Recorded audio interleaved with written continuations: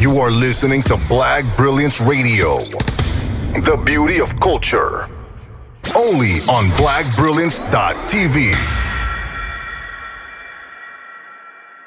Or in ones to come, Will and Karen, what should folks look forward to, or what are you pondering over from what you just saw? Well, I remember early on, one of the scenes that we talked about a lot was the attempted rebellion on the slave ship. Yeah. And that actually was a real ship that we built, that was built for this production. This was a mammoth undertaking.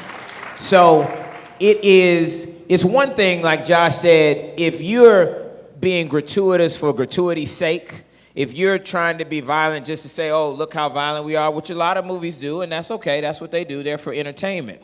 But if we were going to do this, we talked about there's no reason to go back and do it if you're not going to do it right. Yeah. We have the power and the resources to do it right. We have the ability to make a movie that can stand the test of time. See, this one, now this has got to last another 30, 40 years. Yeah. This has got to be right. It's got to be definitive. This is a true American origin story, okay? They talk about origin stories in Hollywood, and they talk about like, oh, Batman, we're going to see the origin, how Batman got started, or how the Marvel Universe started. This is an American origin story. Yeah. See, we don't sit in this beautiful facility with all these lights and cameras and all the resources and fine threads that we have if it's not for that. Yeah. If it wasn't on the backs of Africans who were brought to America. So see, our story is not just about what we see on TV. It's not just Django. It's not just Selma. And those are powerful movies. But it started in Africa, and that's something that was so important for us to get right. Yeah. So for me, this night, and like Josh said, this is only night one. There are 4 nights. Because this goes through and chronicles. I mean, it's an amazing, amazing story. I encourage everybody watch it with your families, because I promise you, especially the young generation, they haven't seen it like this, y'all. Yeah. They have not seen it like this. So for me, that's what was most important, the power and to get it right. Corinne and then Rev, I want you to know are listening to Black Brilliance Radio, right. the beauty of culture. The most for me in this night is them on the ship.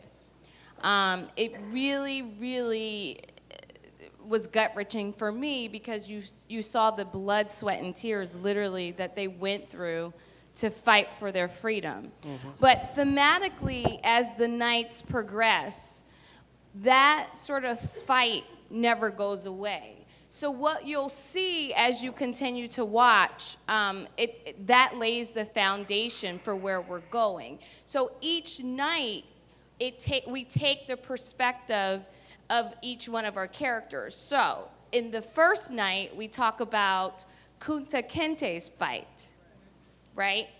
His resistance, which thematically is what we really looked at and thought about as we were shaping the scripts.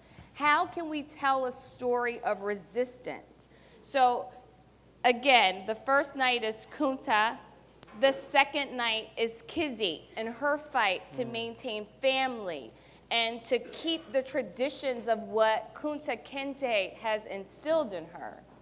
The third night is about Chicken George and how you come into identity and how you fight for who you are and still the maintenance of a name.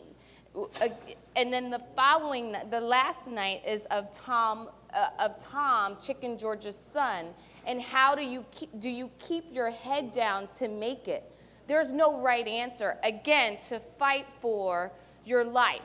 And so as we were creatively thinking about it, each one of those nights have a scene where it will pull your heartstrings about the fight for so many things. The fight. And I think when I was on set, there was a scene that you guys will see. I won't spoil it.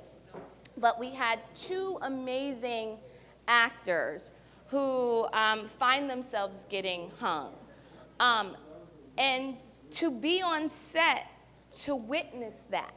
And to have the actors say, there will be no stuntmen doing this. We are going to perform this on our own.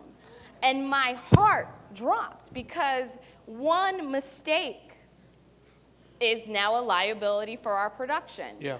But the reality was each of those actors, and us included, really wanted to maintain the authenticity of the piece, to really feel what everybody went through. So I think as you continue to watch, you will have those poignant scenes that will remind you of the thematics of the piece and this, how do we maintain our fight? And as today, we know that because we're still fighting and we're still a strong people. Thank you so much, Corinne. Rev, just briefly, anything that stood out for you about this episode? I think what stood out most is that we never stop fighting. Yeah. I think you said it. You know, there are so many things as blacks, as African Americans, that we can go into complaint mode about in terms of, oh, we can't do this, or they won't let me do that. But when I watched from the beginning, from the ship to the shore, to the moment he was strapped on that tree, his fight never left him. And even though he was down, he never forgot who he was. Yeah.